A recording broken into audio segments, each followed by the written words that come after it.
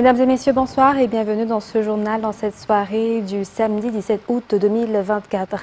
Dans les actualités de ce jour, partant à Zimbabwe, la 44e sommet des chefs d'État de la SADC au Zimbabwe a été officiellement ouverte ce matin. Madagascar y participe en tant que pays membre au sein de la SADC à travers le président de la République, Andry Rajoelina.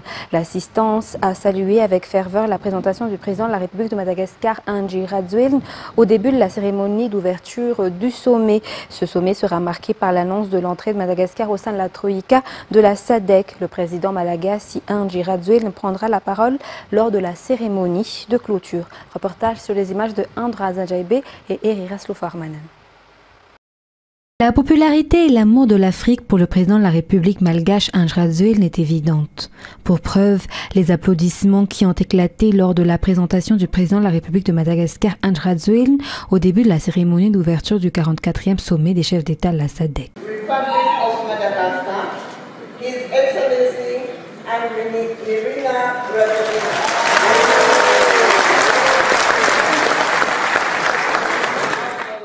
Le président Andry Rajoelina a tout le leadership et la motivation pour promouvoir la coopération et les relations entre Madagascar et les pays africains, ce qui explique cette immense reconnaissance. Cela se voit également à travers les visites successives effectuées par le président malgache sur le continent africain pour trouver toutes les voies pour le développement de Madagascar à partir de l'unité des pays africains. Le président Andry Rajoelina est arrivé au sommet vers 9h10 à Harare, la capitale de Zimbabwe, au nouveau palais du Parlement zimbabwéen.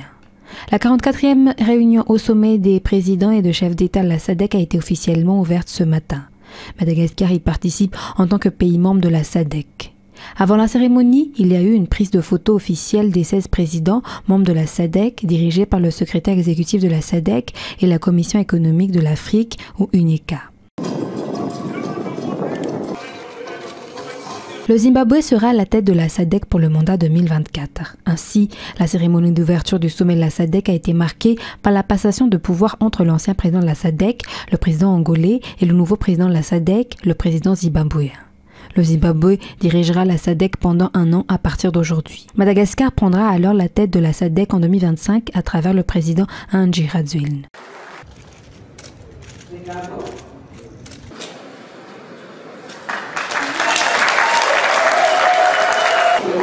À l'ordre du jour de ce sommet, des réunions entre présidents et des chefs d'État se tiendront à huis clos. De nombreux sujets seront abordés et le président malgache sera parmi ceux qui prendra la parole. D'autre part, la prise de pouvoir de la SADC en 2025 pour Madagascar constituera une étape majeure pour le pays. Ce sera annoncé officiellement lors de la cérémonie de clôture de ce soir et sera confirmé par l'annonce de l'entrée de Madagascar au sein de la Troïka et de la SADC lors de la cérémonie de clôture. Le nom de Madagascar résonnera dans toute l'Afrique car le président Andry Rajoelina prendra la parole lors de la cérémonie de clôture, un rituel pour le chef de l'État qui accueillera le prochain sommet de la SADC. En effet, Madagascar sera le pays hôte de la 45e édition en 2025. Et comme ce qui a été dit, le président de la République malgache a pris la parole lors de la clôture de cette cérémonie du 44e sommet des chefs d'État au Zimbabwe. Madagascar sera justement à la tête de la SADC pour le mandat 2025-2026. Les détails dans ce reportage sur les images de Andra Zajaïbe et Eriras Lufarmanen. Madagascar présidera la SADC en 2025 selon sa déclaration faite par le secrétaire exécutif de la SADC, Elias Pendi Magossi, lors de la cérémonie de clôture du 44e sommet des présidents et de chefs de l'État. Madagascar est membre de la SADC depuis 2005 et sous le mandat du président Andry Rajoelina. Notre pays prendra en charge l'administration de la SADC pour 2025-2026. Le président Andry Rajoelina occupera le poste de président de la SADC durant cette période. Selon la tradition, lors de la cérémonie de clôture, le prochain président de la SADC prononce le discours de clôture. Le président Andry Rajoelina a exprimé sa volonté de tout mettre en œuvre pour maintenir l'unité et continuer à établir la sécurité dans la région de la SADC dans son discours. Cette grande responsabilité que j'accepte avec humilité et honneur.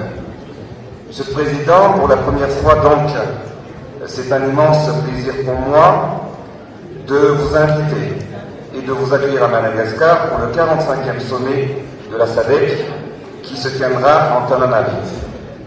Monsieur le Président, je tiens à vous féliciter pour votre leadership pour l'organisation réussie de ce 44e sommet des chefs d'État et de gouvernement de la SADC.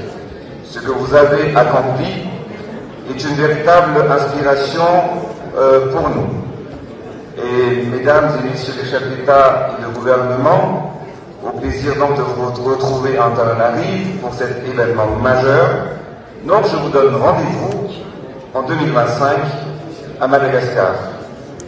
Le président malgache a annoncé cette semaine devant les journalistes malgaches que Madagascar est prêt à accueillir la 45e édition du sommet des chefs d'État et a déjà invité les membres de la SADC à venir à Madagascar lors de ce prochain sommet.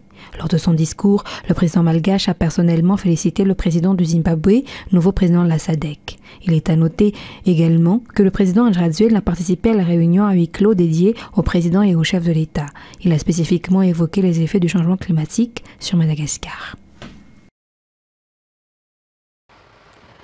Restons toujours au niveau de la SADC, la Troïka justement et Madagascar est membre dans cette structure. C'est une nouvelle histoire justement qui s'inscrit pour le pays en tant que pays membre au sein de la Troïka. À partir de maintenant, Madagascar sera un pays qui aura des responsabilités majeures dans la zone sud de l'Afrique. Cette place au sein de la SADC aura un impact sur le domaine de la politique intérieure, de l'économie et en matière de diplomatie internationale. Ça, Sylvain nous en dit plus.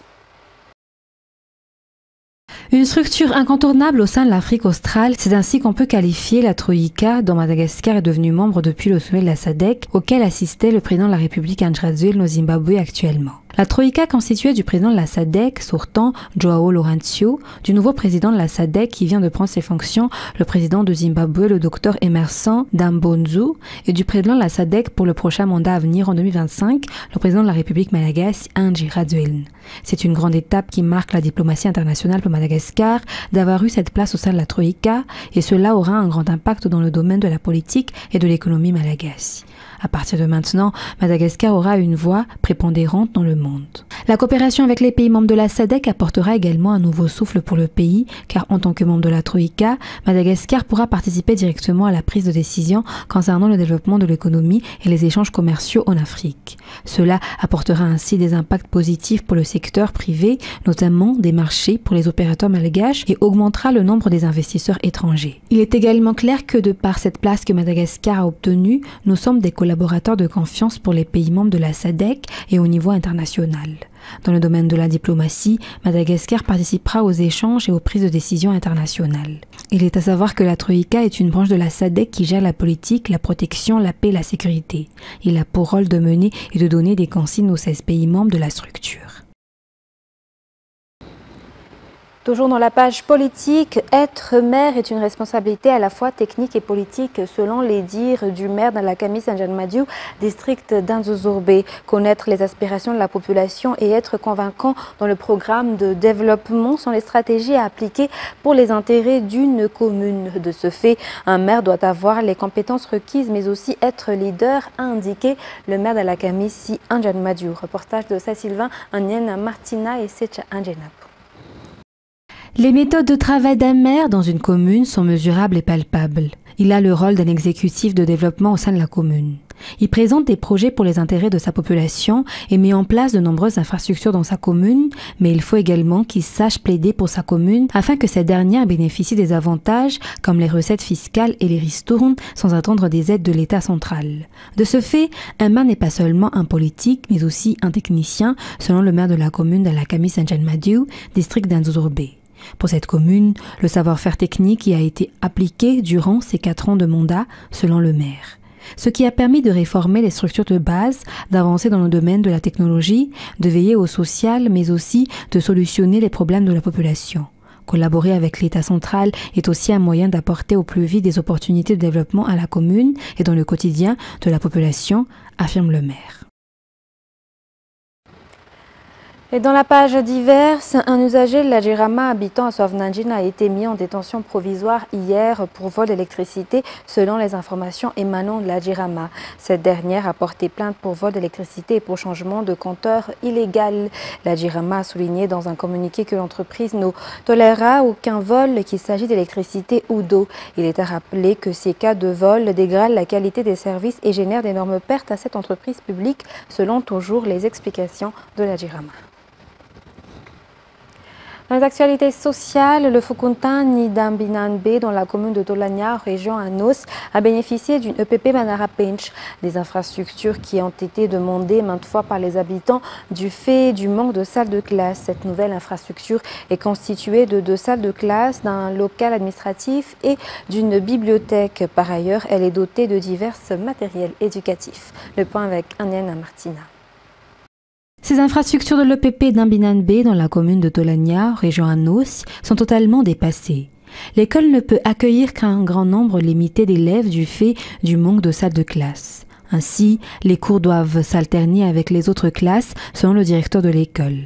Mais actuellement, le problème est résolu. L'EPP a bénéficié de nouvelles salles de classe. Une EPP Manarapench a été construite à Imbinanbe. Cette nouvelle infrastructure comprend 2 salles de classe dotées des tables bancs, d'un local administratif, d'une bibliothèque et de salles d'eau. La construction de cette EPP d'Imbinanbe a été financée par la région Anossi. C'est un des travaux prioritaires selon le gouverneur de la région Anossi. Des travaux qui s'inscrivent dans le plan de développement de la région selon les explications.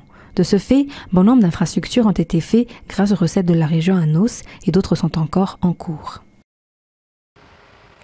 Page économique, une unité industrielle de transformation de pommes de terre en chips a été mise en place à Mananzar. Cette usine aidera dans la promotion de l'économie du district et créera de l'emploi pour les jeunes de Mananzar.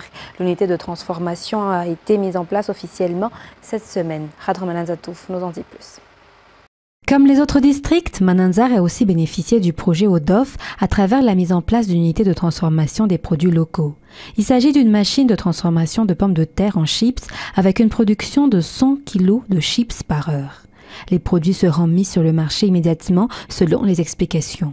Le district de Mananzar possède également de produits comme les bananes, les maniocs qui peuvent être transformés en chips selon le député élu dans cette circonscription durant la remise des matériels. La mise en place de cette usine créera de l'emploi pour les jeunes et les associations de femmes. C'est aussi un moyen de promouvoir l'économie du district de Mananzar et de la région Vedvavi. Dans l'actualité culturelle de ce soir, l'industrie cinématographique est un domaine encore exploitable à Madagascar selon l'enquête menée aujourd'hui par nos journalistes. Plus de 100 personnes travaillent pour la production d'un film selon les normes qui sont encore loin de la réalité dans le pays, même si selon les statistiques, de nombreux jeunes se tournent vers ce domaine actuellement. Reportage de Cécile Anienne Martina sur les images de Secha Angenapo. En Afrique, selon les statistiques de l'UNESCO, les revenus de l'industrie cinématographique atteignent jusqu'à 20 milliards d'arières par an. On estime que cette industrie fournit de l'emploi à plus de 20 millions de personnes. Pour nous à Madagascar, le monde du cinéma et du son est en plein essor. Le cinéma se positionne ainsi comme une industrie durable et viable d'après les explications. Savoir manipuler la caméra et avoir des compétences dans le numérique, tels sont les atouts pour devenir cinéaste. Avoir une passion et surtout vivre une formation professionnelle sont aussi primordiales. C'est donc un avantage d'avoir une école spécialisée qui forme au développement de la culture et de la communication. À titre d'exemple, le Nigeria a commencé à exploiter le domaine du cinéma en 2009. Actuellement, plus de 6,4 milliards d'arières sont entrés dans le pays grâce à ce secteur, où de nombreux investisseurs étrangers se sont impliqués dans le monde du cinéma ces 2 dernières années. Et dans les actualités sportives, 5 joueurs locaux et 21 joueurs expatriés ont été maintenus au sein de l'équipe nationale Malagasy Barea qui affrontera la Tunisie et les Comores dans la phase de qualification à la Coupe d'Afrique des Nations 2025 au mois de septembre. L'absence de 3 joueurs majeurs qui ont brillé lors des derniers matchs des Barea y ont été constatés. Le sélectionneur, le coach Roro, a apporté des explications sur le sujet. Le point avec Cécile. Dans 15 jours, du 2 au 10 septembre prochain, les Barea de Madagascar tenteront de gagner une place pour la CAN 2025 au Maroc. 32 joueurs ont été appelés par le sélectionneur malagasy, le coach Rakotonjabe Romuald. 26 sont officiellement titulaires, notamment pour les gardiens de but, Rakuto Asmbo Lazakanirin de l'Algeco Plus, Teva Gardiz et Sani Letan. Au niveau de la défense, Louis Demoléon du club italien Enna Calcio, Thomas Fontaine FC Chosso, Sandros Denis de Trémoulé, Razunirin Raza Finjabea Rimiant de Saint-Denis, Tony Élisée Ranjiamanampsou et Radunirin Rabemananzar de la GECO+, Kenji Van Boto de Pau FC et Safi Titou Enfortin de Dijon FC et Thierino Milimino du club Mondorf. Au centre, Rosalena Angiamanzant de Saint-Pauloise FC, Ibrahim Amada, Ryan Ravelson, Daji Auxerre, Joanzi de Lokomotiv Plovdiv et Anjinantenen Rakutonjadzu de Disciple FC et Tuknien Rangiatsferen de la Saint-Pauloise.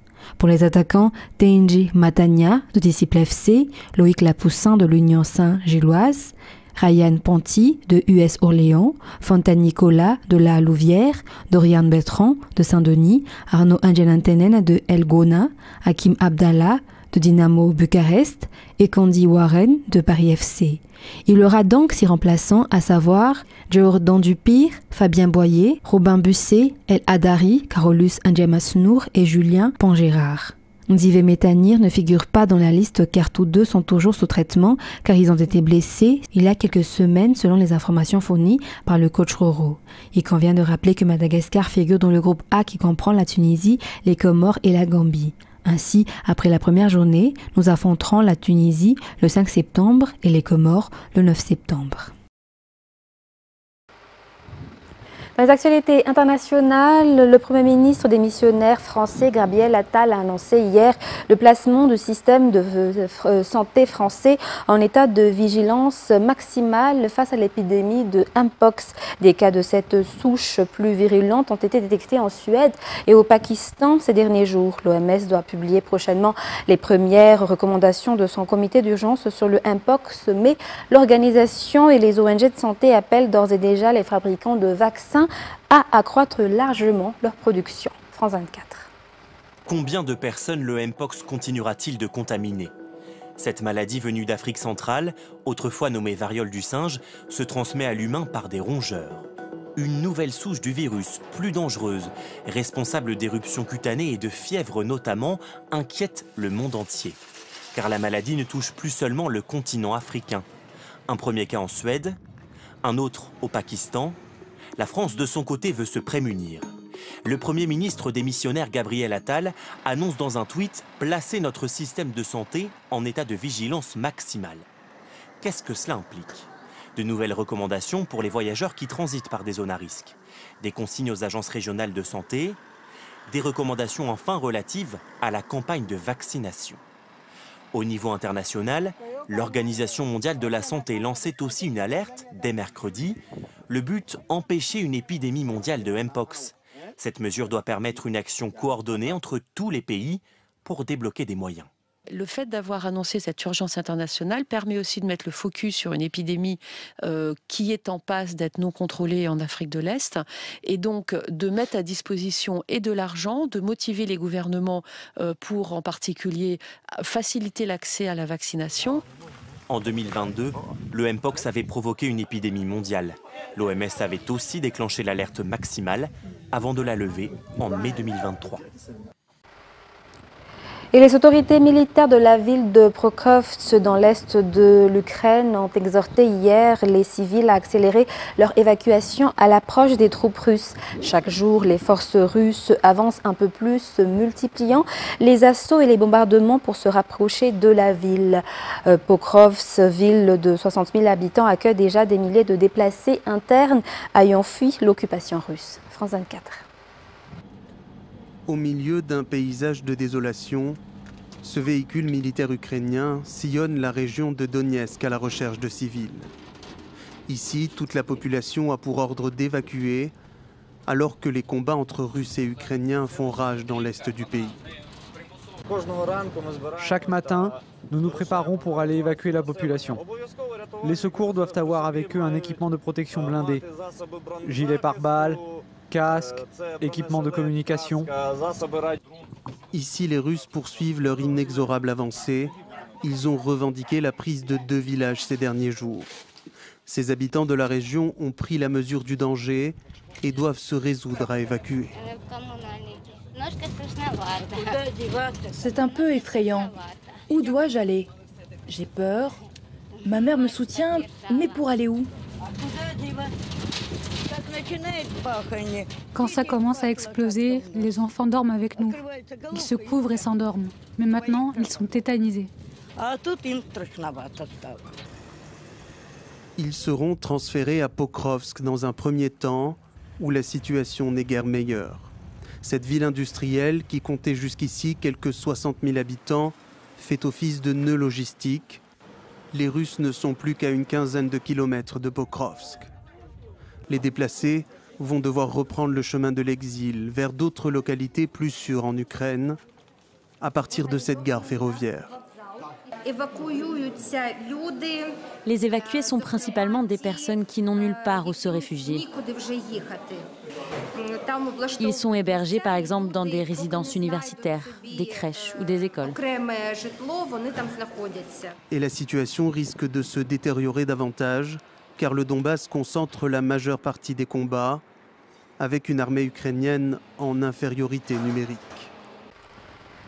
Toujours à l'international, aux États-Unis, la vice-présidente américaine et candidate du Parti démocrate Kamala Harris a dévoilé hier son programme économique. Elle veut notamment s'attaquer à la crise du logement et soutenir le pouvoir d'achat des familles. Elle a promis également de se battre pour la classe moyenne si elle remporte la présidentielle de novembre 2024. Donald Trump se bat pour les milliardaires et les grandes entreprises. Moi, je me battrai pour rendre de l'argent aux familles des classes moyennes et populaires, a assuré la candidate lors d'un déplacement en Caroline du Nord. France 24. Sourire triomphant, devant un public acquis à sa cause, Kamala Harris poursuit sa campagne électorale. Et dans ce discours en Caroline du Nord, la candidate démocrate lève le voile sur une partie de son programme économique. Avec un objectif à peine dissimulé, conquérir la classe moyenne américaine, avec un ensemble de mesures en cas de victoire à la prochaine présidentielle. Kamala Harris promet de construire une économie des opportunités, dit-elle.